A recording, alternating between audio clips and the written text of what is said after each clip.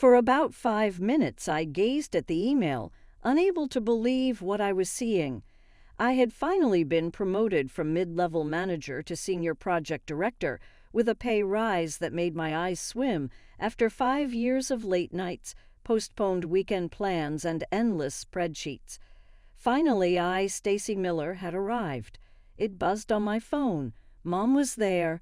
"Hello, will you be joining us for dinner this evening? Dad prepared his renowned pot roast." I paused. Although I didn't consider family dinners to be a celebration, I hadn't seen them in weeks. "Yeah, I'll be there around 6. "Excellent. I'll see you then, my love." I grinned as I hung up. This may be pleasant.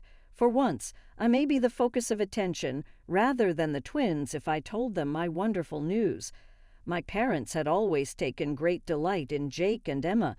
They had taken center stage from the day they were born, despite being 8 years younger than me. They were receiving straight as in high school, while I was working my way through college. They were the stars of their institution, while I was just starting out in my profession. They were still the golden children, living at home after graduating from college. At 6:15, I arrived at my parents' little suburban house. Dad was watching TV in his normal recliner. The table was being laid by Mom. The twins' attention was focused on their phones. We passed plates back and forth while seated around the table. Dad talked about working at the hardware shop part-time. Something concerning her reading club was brought up by Mom. Jake browsed through his phone beneath the table while Emma griped about looking for a job. I said, "So," after pausing, "I had some news." 4 sets of eyes gave me a half-interested glance. Today I received a promotion, senior director of the project. It also comes with a sizable rise. It was a surprising response. "That's wonderful, honey." As she reached out to touch my hand, Mom said. Dad said, "About time they recognized your talent," with a proud expression. Emma and Jake looked at each other. Jake remarked, "Way to go, sis," and he bumped my fist. Emma went on, "That's awesome, Stacy.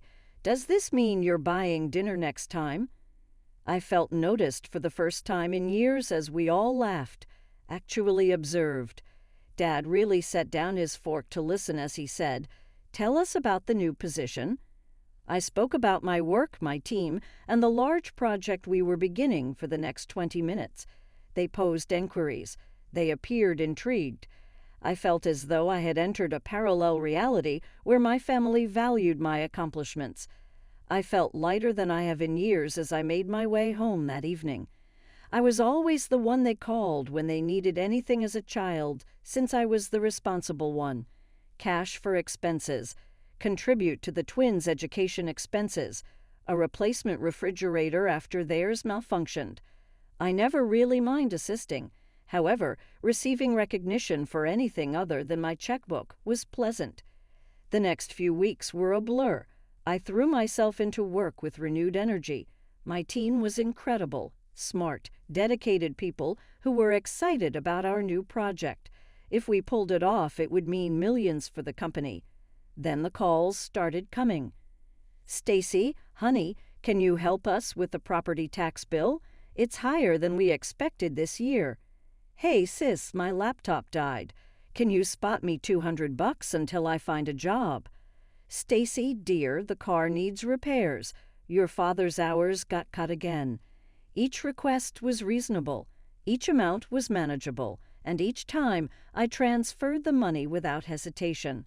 They were my family, after all. The twins started texting me regularly, which was new. They'd never shown much interest in my life before. Now they wanted to know how my day was, what I was working on, if they could come over for dinner. "Your place is so much nicer than Mom and Dad's," Emma said one evening, sprawled on my couch after demolishing the pasta I'd made. "Yeah, and your fridge is always full," Jake added, helping himself to another beer. "Must be nice having all that money," Emma said, examining her nails. I laughed it off, but something about her tone made me uneasy. "I work hard for it," I reminded them. Sure, Jake said, pulling out his wallet. Speaking of which, can I borrow 100? Car insurance is due. I handed him the cash without comment. What else could I do? They were family. 3 months into my new role, we completed the big project ahead of schedule. The client was thrilled. The company made a fortune. My team got the recognition they deserved. I received a substantial bonus, enough for a down payment on my own place. That night, I opened a bottle of wine and called my realtor friend, Derek. I want to buy a place, I told him. Something in the city. Good neighborhood, nice layout. I've got enough for a decent down payment now. About time, Derek said. Let me see what I can find. I didn't tell my family about my plans. I wanted it to be a surprise, something to celebrate. For once, I'd be putting myself first, and I couldn't wait to see their reactions. For the next month, Derek sent me listings almost daily. Some were too small, others too far from work, and many were way outside my budget, even with the bonus. But finally, he found it. The perfect apartment in the heart of downtown, Derek said as he unlocked the door. It's got everything you wanted. I stepped inside. 2 bedrooms, open layout, and the view. I walked to the windows and gasped. The city skyline stretched before me, glittering in the afternoon sun. The kitchen had gleaming countertops and new appliances. The master bedroom was spacious with a walk-in closet. It was everything I dreamed of. What's the catch? I asked, certain there had to be one. Derek shrugged. No catch. Owner's relocating overseas and needs to sell quickly. If you want it, we should move fast. I signed the paperwork that afternoon, using my bonus for the down payment and securing a mortgage for the rest. For the first time in my life, I owned something substantial, something that was just for me. Meanwhile, the calls and texts from my family continued to increase. Stacy, your father's back is acting up again. We need to hire someone to mow the lawn, Mom said one evening. How much? I asked automatically, already reaching for my banking app. Just 300. You're such a good daughter. 2 days later, Jake texted me asking for money to fix his car. The day after that, Emma needed cash for a job interview outfit. Each request came with effusive thanks and promises to pay me back someday. Promises we both knew they wouldn't keep. I didn't mind that much, though. I was making good money, and it felt nice to be appreciated, even if it was just for my financial support. The announcement. Saturday morning, I woke up filled with excitement. I was going to tell my family about the apartment. I imagined their reactions, surprise, joy, maybe even a little pride in what I'd accomplished. I spent the morning baking Mom's favorite lemon bars to bring over. When I arrived, the house was quiet. Dad was dozing in his recliner, the TV, murmuring in the background. Mom was at the kitchen table, sorting through bills with a furrowed brow. The twins were nowhere to be seen. They went out with friends, Mom explained when I asked. Should be back for dinner, though. I helped Mom prepare the meal, chopping vegetables while she marinated the chicken. We chatted about neighborhood gossip and her book club, easy conversation that required little effort. Dad eventually woke up and joined us, talking about a project he was working on in the garage. It was almost normal, almost like we were a regular family, without the undercurrents of expectation and obligation. The twins burst through the door at 6, bringing with them a wave of energy and noise. They'd bickered about something that had happened, barely acknowledging my presence, until Mom announced that dinner was ready. The moment of truth. Around the table, I listened to them talk about their day, waiting for the right moment. Finally, during a lull in conversation, I pulled the folder with my new apartment documents from my bag. I have some news, I said, unable to keep the smile off my face. I bought an apartment. I used my bonus for the down payment. I slid the papers onto the table, showing them photos of my new place. It's downtown, close to work. 2 bedrooms. Great view. I move in next month. The silence that followed was deafening. Mom and Dad exchanged a look. Jake's fork paused halfway to his mouth. Emma's smile froze. Dad cleared his throat. "Don't you think you should have consulted with us first, Stacy?" I blinked, confused. Why would I need to consult with you about buying my own apartment? "Because we're family," Mom said, her voice taking on an edge I rarely heard, "and families make important decisions together." "But it's my money," I said slowly. "That bonus could have been put to better use," Dad said, pushing his plate away. "The house needs a new roof, and Jake is still paying off his student loans." I stared at them, unable to believe what I was hearing. "I've been helping you guys for years," I said. "I paid for part of the twins' college tuition. I send you money every time you ask." "And we're grateful," Mom said, though her tone suggested otherwise. "But this seems selfish, Stacy." The word hung in the air between us. Selfish. Because I'd finally done something for myself after years of putting their needs first. Emma wouldn't meet my eyes. Jake suddenly found his phone fascinating. Dad stared at his plate, jaw clenched. The rest of the dinner passed in uncomfortable silence. I tried to start conversations but was met with one-word answers or nothing at all. When I stood to leave, no one tried to stop me. "I guess I'll see you later," I said at the door. Dad grunted. Mom gave a tight nod. The twins didn't even look up. I drove home with tears blurring my vision, feeling like I'd done something terrible when all I'd done was buy myself a home. For the first time, I saw clearly what our relationship had become.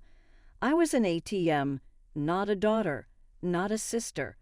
The dinner invitation. 3 days of silence was all I could take. I missed my family despite everything, and the hurt had morphed into a determination to fix things.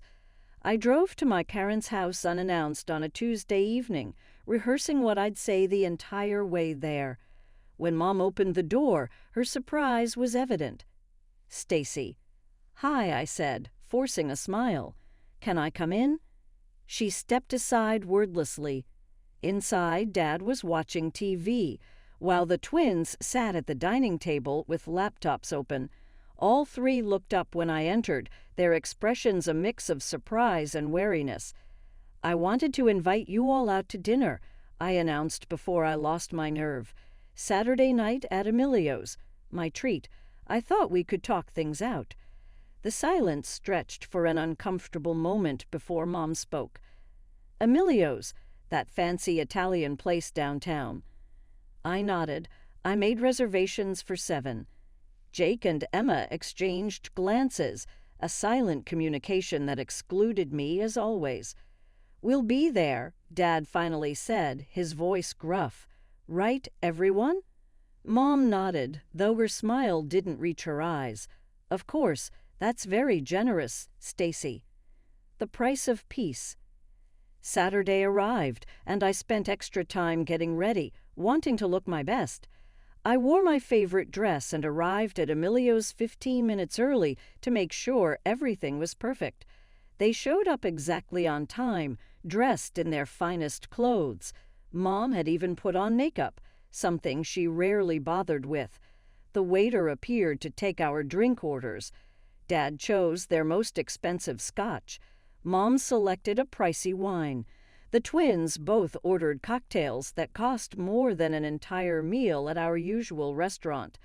I just smiled and ordered a glass of house wine. "So," I said after the waiter left, "I wanted to apologize if I upset you all with my apartment news. I should have discussed it with you first." The lie tasted bitter, but I wanted peace more than pride. Mom reached across the table to pat my hand. "We were just surprised, that's all, and a little hurt that you didn't include us in such a big decision." "I know," I said. "I'm sorry." Just like that, the tension dissolved. Dad started telling stories from work. Emma showed me pictures from a party she'd attended. Jake talked about a job interview he had coming up. When dinner arrived, I wasn't surprised to see they'd all ordered the most expensive items on the menu. Dad's steak, Mom's seafood platter, Emma's truffle risotto, Jake's veal chops. The bill came to over $600, but seeing them laugh and talk with me again almost made it worth it. Almost. The real cost. After that night, things returned to a familiar pattern, but with a noticeable shift. The requests for money became more frequent, and for larger amounts. My parents called at least twice a week, always with some new expense they needed help with. The twins texted daily, their messages always ending with requests for cash. I kept track at first, documenting each transfer in a spreadsheet, but it became depressing to see how much I was giving them. I stopped looking at the totals. A few weeks later, during a Sunday dinner at my parents' house, Mom and Dad exchanged nervous glances throughout the meal. As I helped clear the dishes, Dad cleared his throat. "Stacy, your mother, and I need to talk to you about something important." My stomach tightened.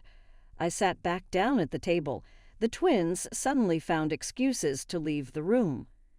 "What's going on?" I asked. Mom folded her hands on the table. "We're having trouble making ends meet, honey.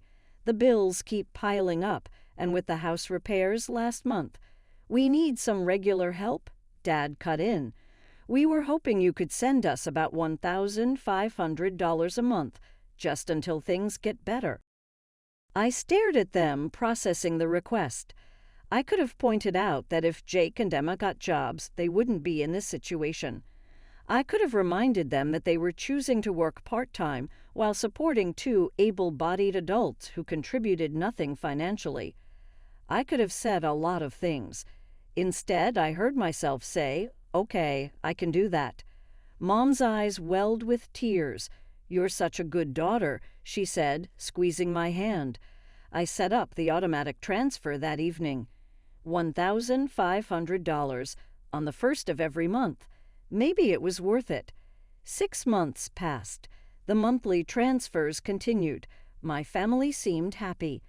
I was busy with a new major project at work, another opportunity to prove myself and potentially earn another bonus.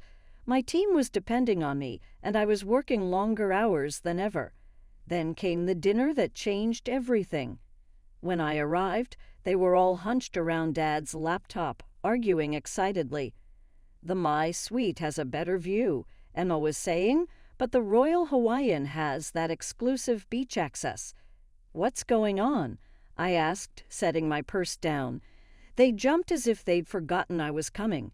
Mom quickly minimized the window on the laptop, but not before I caught a glimpse of white sand beaches and palm trees.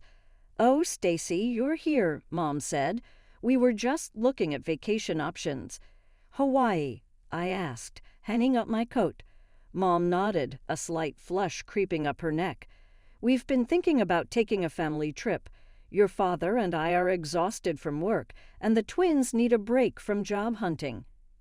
I bit back a laugh. A break from job hunting. They've been out of college for over a year. Jake shot me a glare. It's not easy to find good jobs these days. Emma cut in. "We've already picked out the perfect resort package. It's only about $20,000 for all 4 of us." I blinked. "Wait, 4? Aren't I included?" An awkward silence fell. Mom and Dad exchanged looks. "Well, honey," Mom finally said, "we know how busy you are with work, and your project is so important. We didn't think you could get away." Dad finished for her, not meeting my eyes. The realization hit me like a physical blow. "You want me to pay for your vacation, but you don't want me to come with you." "When you put it like that, it sounds bad," Emma said with a nervous laugh. "How else should I put it?" I asked, my voice rising. "You expect me to shell out $20,000 so you can all go to Hawaii without me." "You make good money now," Mom said, her voice hardening, "and family helps family." "I have a mortgage now," I reminded them, "and utilities and property taxes. I can't just throw away $20,000 on a vacation I'm not even invited to." Dad's face darkened. "So your fancy apartment is more important than your family's happiness." "That's not what I said," I protested. "But this is ridiculous. You work part-time by choice. The twins don't work at all. Maybe if everyone got full-time jobs, you could pay for your own vacation." The room went silent. Mom's lips pressed into a thin line. Dad stood up abruptly. "I think you should leave," he said quietly. "We don't want to hear any more." I gathered my things, hands shaking with anger and hurt. No one spoke as I walked to the door. No one said goodbye. As I drove home, tears streamed down my face, but they weren't sad tears. They were angry ones. For the first time, I was truly seeing my family for what they were. A week after the Hawaii vacation blow-up, my family still hadn't called. I wasn't ready to apologize. This time, I had nothing to apologize for. But as my birthday approached, I found myself missing them despite everything. "Maybe they've had time to think," I told myself as I dialed Mom's number. "Maybe they'll see how unreasonable they were being." The phone rang 4 times before she picked up. "Stacy," she said, her voice neutral. "Hi, Mom. I just wanted to let you know that my birthday is next Saturday, and I've reserved a table at Carlton's Steakhouse. I'd like you all to come." I held my breath, waiting. There was a pause. Then, "What time?" 7. "I've got the private room in the back." "We'll be there," she said after another pause. "No, happy early birthday." "No, we've missed you." Just a flat statement of attendance. I hung up, feeling both relieved and uneasy, but at least they were coming. I spent the week preparing for my birthday dinner. I bought a new dress, emerald green silk, that cost more than I'd normally spend, but it was a special occasion. I even splurged on having my hair and makeup done professionally. At 6:45 on Saturday evening, I arrived at Carlton's. The hostess showed me to the private room I'd reserved. I ordered a glass of champagne and settled in. 7:00 came and went, then 7:30. By 8:00, I was on my 3rd glass of champagne and had called each family member twice. No answer. At 8:30, the waiter approached hesitantly. "Ma'am, would you like to order? The kitchen will be closing the main service soon." "Just a few more minutes," I said, my cheeks burning with embarrassment. "They'll be here by 9:00. I knew they weren't coming. I paid for my drinks and the room fee, tipped the staff generously for their patience, and left with as much dignity as I could muster. In my car, I checked my phone one more time. No calls, no texts. I was ready to go, though, when a notification appeared. It was a message from Mom. I opened it with a trembling hand. "This is the result of being self-centered and failing to support your family. Perhaps you will reconsider your decision to refuse us the next time. Cheers to your birthday." Unable to believe what I was reading, I gazed at the letter. On my birthday, they had purposefully humiliated me in order to discipline me for failing to cover their vacation expenses. I was in a haze as I drove home, my thoughts alternating between anger and hurt. I poured myself a glass of wine and kicked off my heels as soon as I arrived at my flat. Whispering, "Happy birthday" to me, I held my glass out to my empty living room. I then canceled the automated $1,500 monthly payment to my parents by opening my banking app. As I hit confirm, I experienced an odd sense of serenity. Not remorse, not fear, only relief. The following week was filled with work and peaceful nights spent by myself. No family calls, don't text, no emails. It was quiet, although a little isolating. That is, until my phone burst with alerts the next Sunday. Mom, Dad, Jake, and Emma's missed calls, voicemails, text messages, all in the course of 1 hour.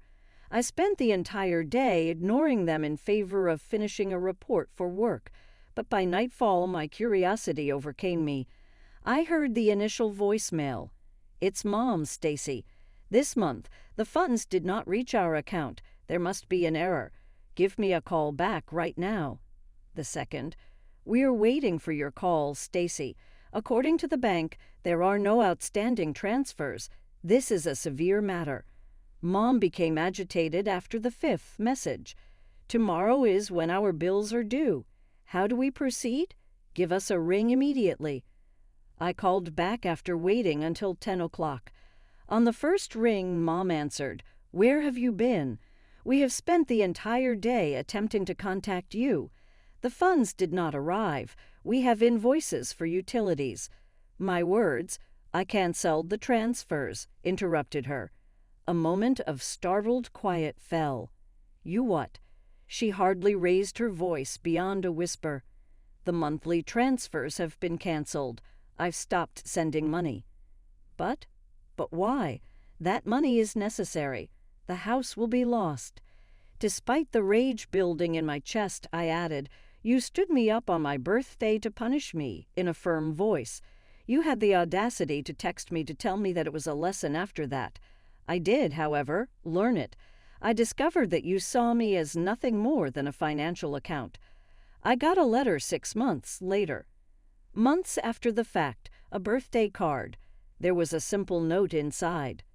"We apologize. You are missed. When you're ready, please give us a call." I firmly closed my desk drawer after placing the card inside. I might forgive them one day. Not today, though. I was concentrating on myself today, my profession, my life, the life I had created for myself with perseverance and hard work.